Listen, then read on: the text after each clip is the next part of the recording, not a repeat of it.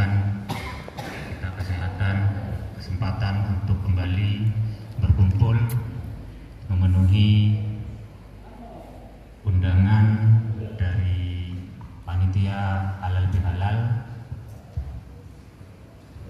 sekaligus Rakernas perkumpulan tukang gigi nasional yang pada hari ini mengambil tema menuju pengajuan judicial review tentang Permenkes nomor 39 tahun 2014. Salawat serta salam untuk kedua kalinya, semoga senantiasa teraturkan kepada baginda Nabi besar Muhammad SAW yang telah membawa kita dari alam jahiliyah menuju alam Islamiyah, sehingga kita memiliki pengetahuan tentang aturan-aturan dalam menjalankan kehidupan di dunia.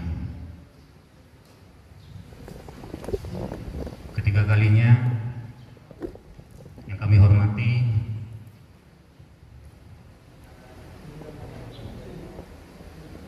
Sayyidina Al-Kiram Kiai Raden Haji Lutfi Ahmad, pengasuh Pondok Pesantren Madinatul Ulum Cangkring Jenggawa, yang telah selalu memfasilitasi kita dalam agenda-agenda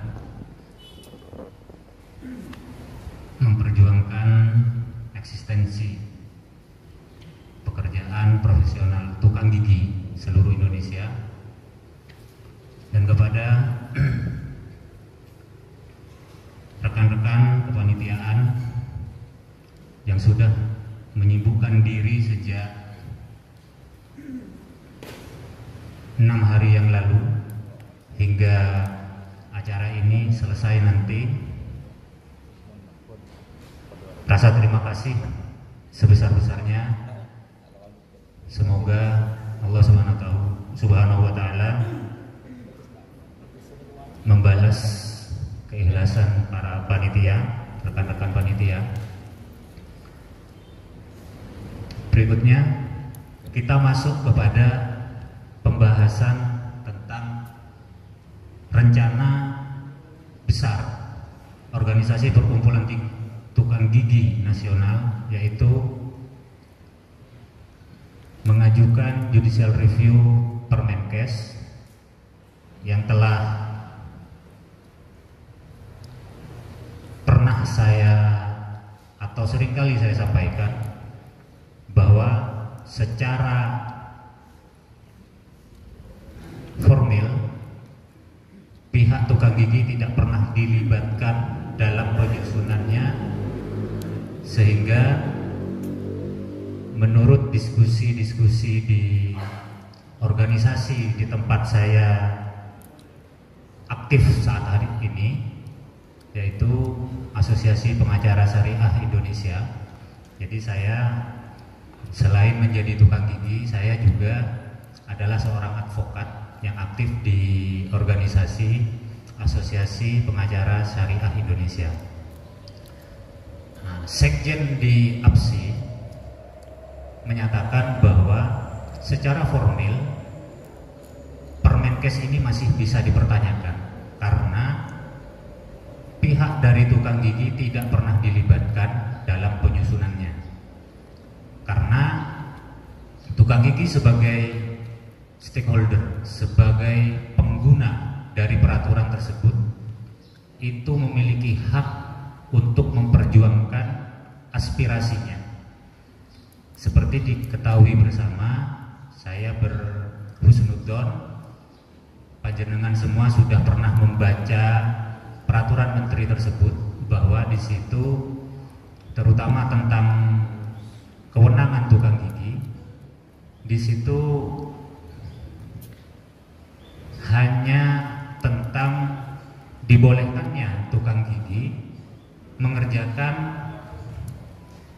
pembuatan gigi tiruan lepasan, bongkar pasang maksudnya, berbahan akrilik head curing dan memasangnya dengan syarat tidak menutupi sisa akar gigi. Artinya ketika kita urai bahwa kebiasaan kita itu tidak hanya tentang gigi tiruan, gigi palsu yang rebusan. Ini istilah kita ya. Artinya kita punya kekhasan tersendiri. Acrylic head curing kita sebut itu gigi olopan, gigi rebusan. Bahwa di situ sebelumnya kita juga memiliki kemampuan untuk membuat gigi tiruan berbahan acrylic self curing. Dan saat ini seiring berkembangnya teknologi serta pengetahuan, banyak juga di antara kita yang juga sudah bisa melakukan kerja-kerja gigi tiruan lepasan, pembuatan gigi tiruan lepasan berbahan nanoplastik. Yang kita kenal yang paling sederhana itu adalah Valplas. Bahwa Valplas ini masih memiliki kelemahan karena berubah warna. Akhirnya kita juga tahu bahwa di situ ada termosen yang cenderung lebih kuat dan tahan warnanya. Lalu di situ ada bioton, bahkan sampai lusiton.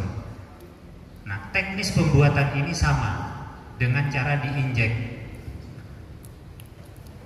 Nah, ketika kita sesuai dengan perkembangan sudah mampu memiliki kemampuan itu, tetapi kita hanya dibatasi, hanya berbahan acrylic head curing, seharusnya kita kan secara aspirasi harus memperjuangkan itu tercantum di dalam peraturan menteri. Nah, anehnya kita justru tidak dilibatkan oleh pihak Kementerian Kesehatan yang cenderung waktu itu ngumpet-ngumpet. Jadi pada waktu awal-awal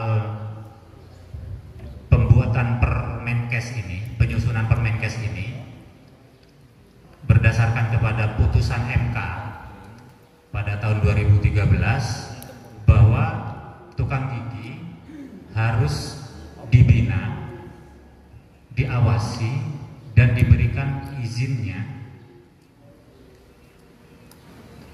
Ini kemudian muncul Permenkes sebagai kepanjangan dari putusan MK. Seperti kita ketahui bersama, perjuangan kita di MK juga sama-sama judicial review. Itu karena di level undang-undang, maka ranahnya adalah Mahkamah Konstitusi. Nah, kenapa kemudian kita saat ini berencana untuk melakukan itu, melakukan judicial review kembali tentang peraturan menteri, yang ini ranahnya adalah Mahkamah Agung.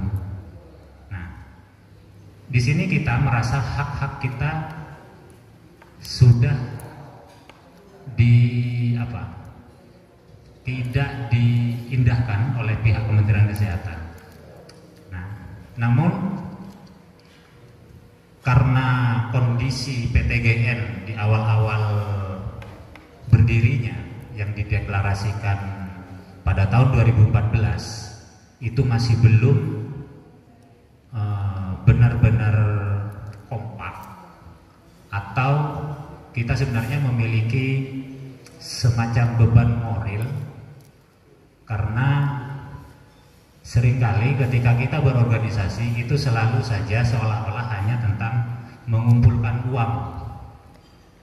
Sebentar-sebentar ada iuran, sebentar-sebentar ada iuran. Nah, karena hal tersebut dan hal ini juga adalah hal yang paling sensitif, maka kondisi PTGN secara organisasi itu memang tidak solid, yang tidak saya rasakan sesolid pada saat ini, dimana terbukti dengan memberanikan diri kita dari kepengurusan DPP untuk menawarkan mengikat, kalau dawuhnya Lora Mujib tadi, Mungkin saya perkenalkan juga tadi di awal kali itu adalah Lora Mujib, putrana almarhum K. Muhtar, adalah Ketua Departemen Pendidikan di PTGN. Jadi ada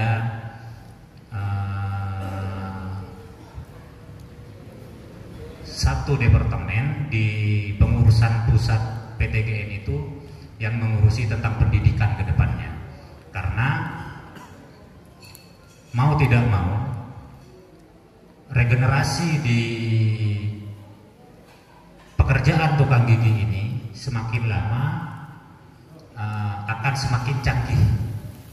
Artinya harus ada upaya dari organisasi untuk melakukan upaya-upaya pembinaan agar pekerjaan kita ini tidak lagi selalu dicibir seperti yang pernah juga diceritakan oleh Ramujib tadi.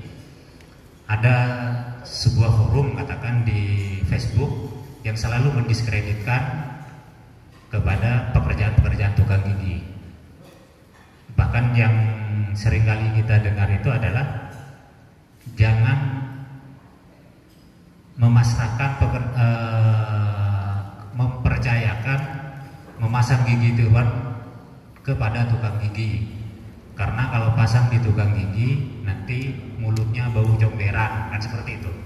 Nah, hal-hal seperti ini harus direspon oleh organisasi PTGN khususnya untuk memberikan pembinaan, pengetahuan-pengetahuan bahkan yang dasar tentang kebersihan, tentang ilmu anatomi gigi sederhana.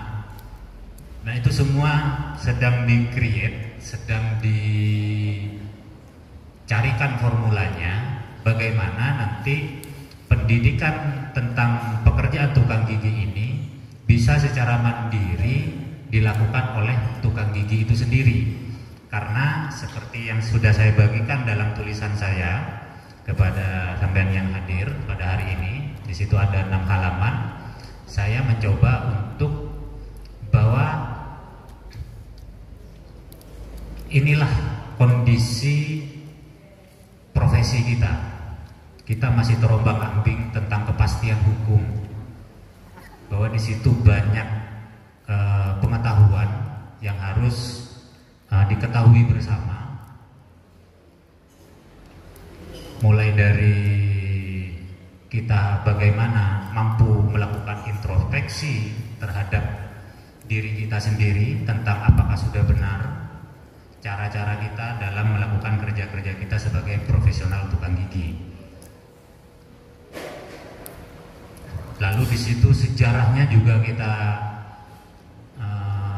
suguhkan, bahwa justru fakultas kedokteran gigi yang ada di Indonesia itu munculnya ya dari sekolah atau lembaga kursus tukang gigi yang dilakukan oleh Dr. Mustopo. Mungkin rekan-rekan yang melakukan atau merantau kerja-kerja ini di daerah Jakarta sana, itu ada sebuah kampus namanya Kampus Dr. Mustopo. Itu bahkan bisa dikatakan fakultas kedokteran terbaik di Indonesia, karena katanya dalam praktek-praktiknya itu mereka melakukan bahkan sampai untuk memahami anatomi tubuh manusia khususnya gigi itu langsung pakai mayat katanya. Jadi bukan pakai patung tiruan.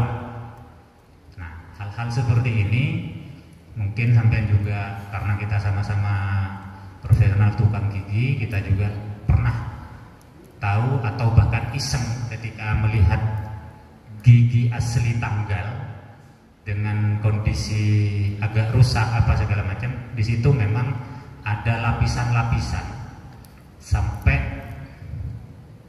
sejak dari enamel, dentin, kemudian pulpa yang membungkus saraf gigi. Itu bisa kita ketahui karena memang kita berkecimpung di pekerjaan ini. Tetapi itu harus dan mestinya kita lengkapi dengan pengetahuan-pengetahuan. Nah, nanti ke depannya sebenarnya sejak beberapa tahun yang lalu saya ditugaskan oleh Ketua Pembina PTGN yaitu Kiai Raden Haji Lutfi Ahmad untuk segera membuat sebuah lembaga pendidikan khusus untuk tukang gigi yang resmi berdasarkan dengan regulasi atau peraturan undang-undang yang ada di Indonesia. Tetapi ternyata kita beberapa kali itu dijegal dengan alasan yang kadang sederhana saja, seperti ketika saya masuk ke Dinas Kesehatan Jember. Dinas Kesehatan Jember kemudian saling lempar, jadi surat resmi dari saya itu ke kepala dinas, lalu oleh kepala dinas saya tidak ditemui, tetapi direposisi surat saya itu kepada sebuah katakan pintu lah, departemen di situ tentang Yankes, tentang pelayanan kesehatan. Nah, setelah saya menemui kepala Yankes, ternyata dia juga berdalih dan bertanya, kenapa kepala dinas kok mereposisi surat sampean ini kepada saya? Padahal saya tidak memiliki tupoksi untuk mengurusi urusan tentang tukang gigi. Sampai disuguhkan kepada saya hanya mengurusi dokter, perawat, bidan, dan lain-lain, dan tidak ada tukang gigi di situ. Bahkan seperti alternatif kesehatan yang lain itu disebutkan ada, tetapi khusus untuk tukang gigi di situ belum tercantum. Sehingga ketika saya minta izin berkoordinasi untuk melakukan upaya mendirikan lembaga pendidikan tentang tukang gigi, akhirnya dipatahkan di situ. Saya tidak berani untuk menandatangani proposal sampean, karena ketika saya berani menandatangani ini dan itu bukan tupoksi saya, minimal saya ditertawakan oleh orang katanya, karena bukan bagian saya. Nah, jadi sebenarnya kita ketika terjun semakin dalam regulasi tentang tukang gigi, di situ juga saya cantumkan ada beberapa regulasi yang membahas tentang tukang gigi, kira-kira ada 5 atau 6 ya. Di situ ada, saya cetak tebal. Di situ kita akan bicara tentang Permenkes itu sendiri, lalu undang-undang praktik kedokteran, lalu undang-undang layanan konsumen, lalu undang-undang kesehatan, yang bahkan saya pernah hadir untuk pembahasannya di DPR RI. Nah,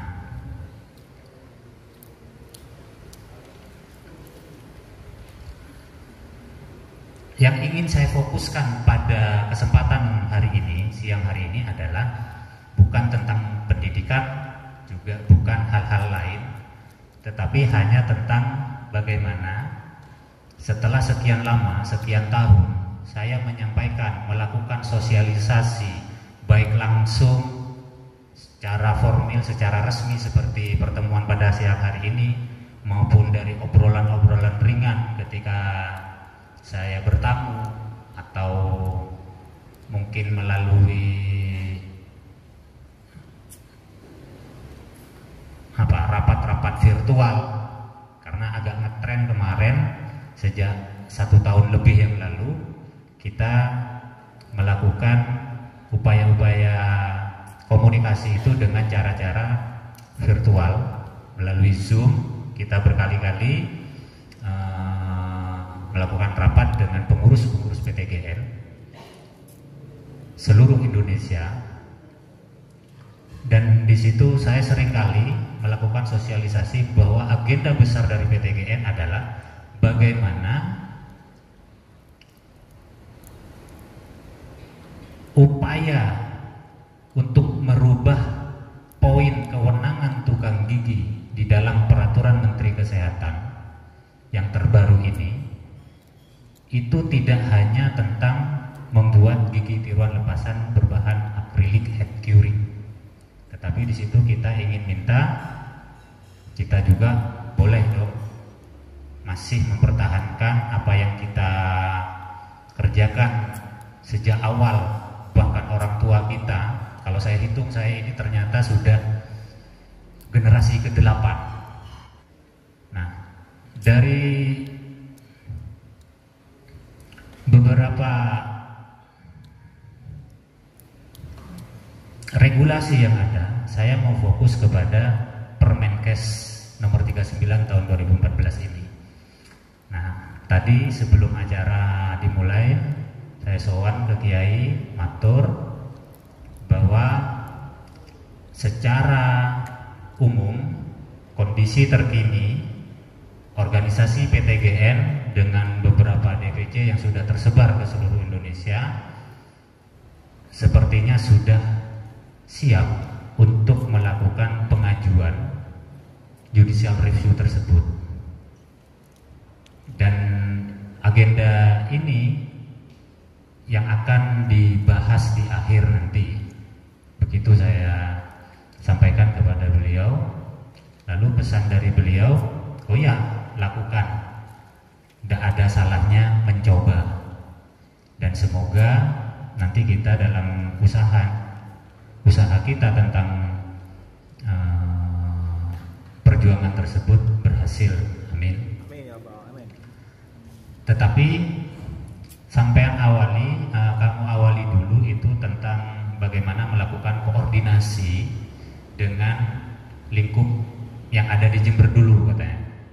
Jadi kita mungkin akan bicara secara teknis yang sebenarnya itu juga sudah diatur dalam anggaran dasar organisasi kita, bahwa yang boleh mengatasnamakan organisasi di luar maupun di dalam pengadilan itu adalah ketua umum dan sekjen.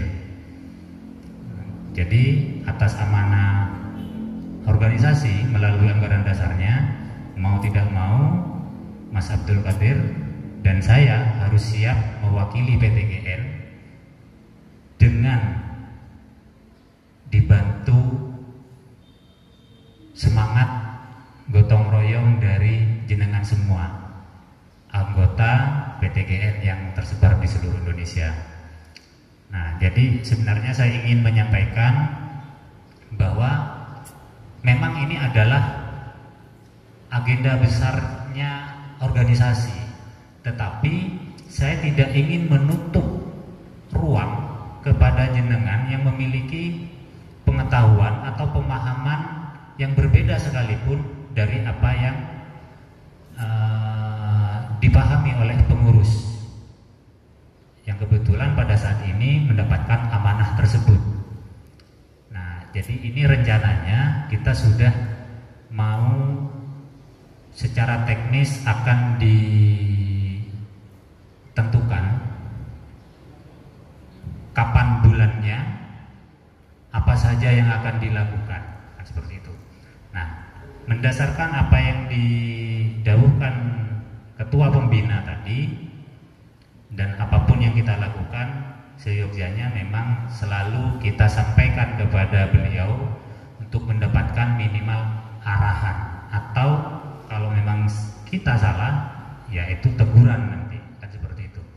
Nah, saran atas dasar saran dari ketua pembina ini sebelum melakukan pengajuan tersebut, artinya ini teknis yang juga sudah masuk ke arah sana, kita akan melakukan koordinasi dengan dinas kesehatan lagi.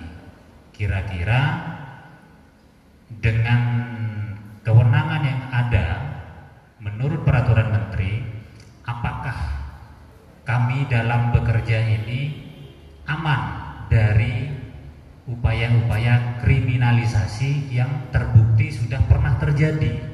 Seperti tadi saya melihat rekan yang ada di Bulungan, Kalimantan Utara, itu adalah salah satu korban kriminalisasi yang dilakukan oleh pihak kepolisian.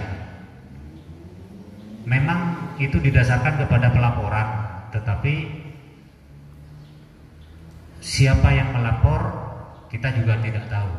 Katanya ada undang-undang tentang perlindungan saksi, artinya pelapor tidak boleh diketahui oleh saya, kecuali kalau beliau tadi Kiai Lutfi punya akses yang lebih dalam, mungkin jadi tahu siapa yang melakukan pelaporan, minimal ada dibisikkan lah gitu kan, bahwa ini yang melapor ini. Tetapi kalau saya di lapangan, seperti ketika melakukan upaya advokasi di Kalimantan Tengah, itu saya tidak bisa mengakses siapa yang melaporkan.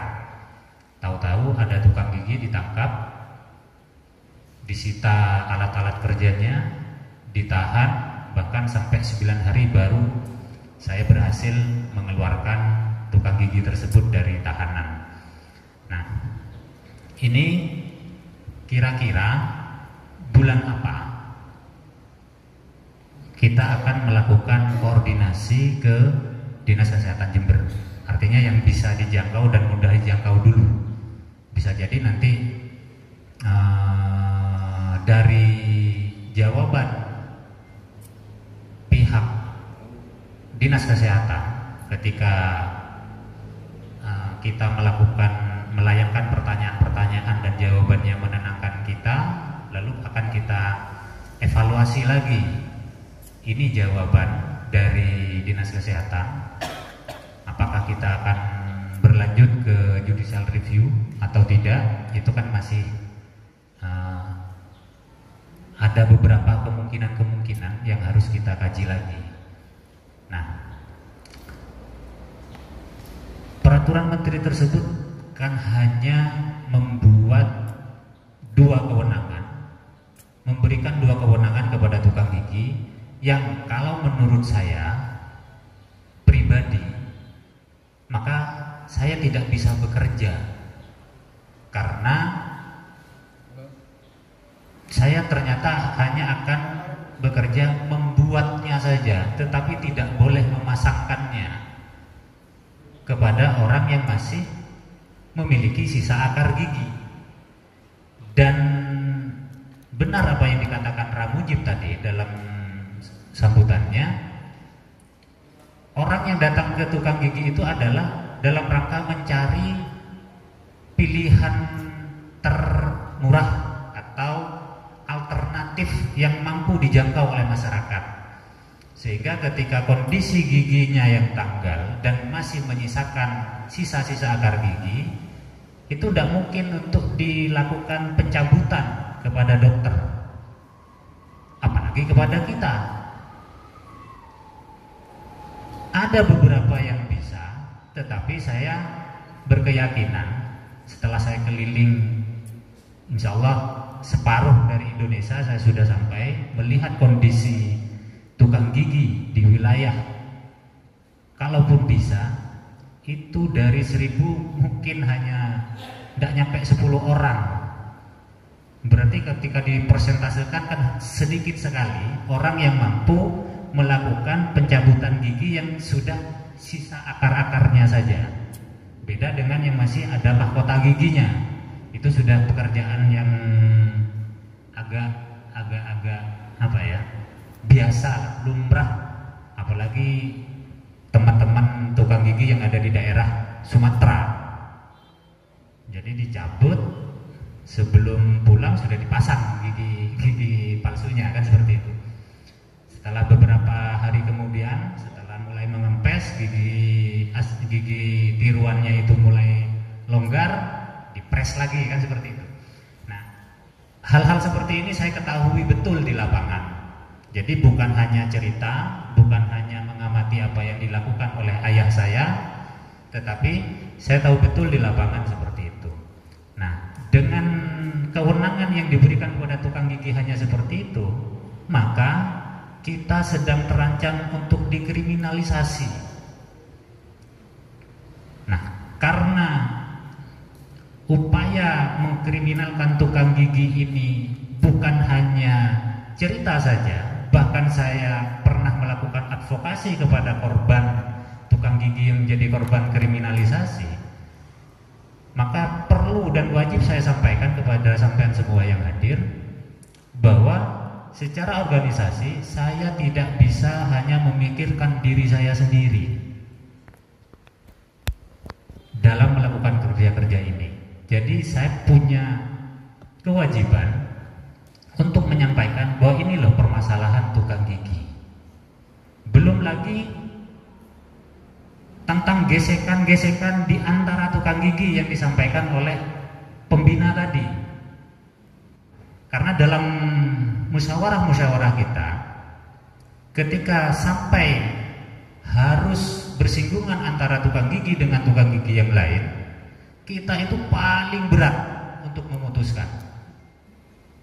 Jangan-jangan begini, ya karena tadi ketika kita melaporkan seorang tukang gigi, maka kita sedang membuka aib seluruh tukang gigi.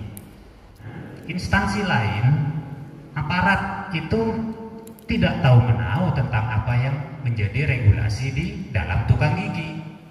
Tidak tahu mereka. Itu saya temukan di lapangan. Ketika ada anggota saya ditangkap, lalu saya nyatakan tukang gigi sudah tidak bisa dikriminalisasi sejak adanya putusan Mahkamah Konstitusi tahun 2013. Loh, memang sudah ada kan? Jadi sebenarnya mereka tidak tahu dan tidak punya kepentingan khusus untuk mempelajari tentang regulasi mengenai tukang gigi. Nah, inilah yang kemudian membuat penanganan advokasi terhadap tukang gigi itu memang akan sangat perlahan. Terbukti sejak tahun 2014 sampai 7 tahun saat ini, agenda besar kita untuk mengajukan judicial review itu belum terlaksana karena kita masih belum merekatkan hati ke hati bahwa kita ada di PTGN ini adalah untuk satu tujuan, yaitu tentang menjaga tradisi pekerjaan tukang gigi ini, lalu memberikan warisan-warisan berarti kepada generasi-generasi setelah kita nanti. Nah,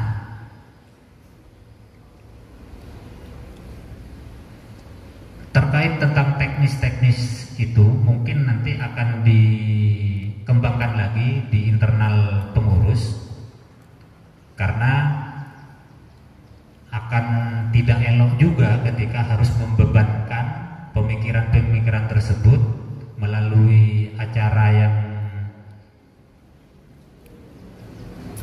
terlalu umum. Artinya seluruh tukang gigi diminta untuk berpikir juga apa kira-kira bagaimana yang akan kita lakukan. Hanya saja ini adalah bagaimana kami pengurus DPP PTGN melakukan upaya sosialisasi. Ini loh yang akan dilakukan ke depan oleh Perkumpulan Tukang Gigi Nasional. Untuk teknis yang lebih detail lagi nanti biarlah kami yang ada di kepengurusan yang akan membahas itu. Dan satu lagi, ini adalah upaya dari kami untuk membuka pendapat-pendapat dari panjenengan. Mungkin ada pemahaman yang berbeda atau bahkan menolak kepada rencana dari kepengurusan PTGN tentang upaya-upaya kami ini. Nah, di sini izinkan kami untuk meminta masukan-masukan atau bahkan boleh protes-protes dari panjenengan kalau dianggap apa yang akan dilakukan oleh Dewan Pengurus Pusat PTGN ini salah. Kita siap salah. Kalau memang salah, kita akan manut kepada pendapat yang lebih baik, seperti itu. Nah, mungkin ini pengantar dari saya, dan saya berharap lembaran-lembaran yang saya bagikan itu menjadi bahan bacaan nanti sebagai pengetahuan bersama selaku profesional pekerja tukang gigi. Dan mungkin ada pertanyaan-pertanyaan atau sanggahan-sanggahan, saya persilahkan.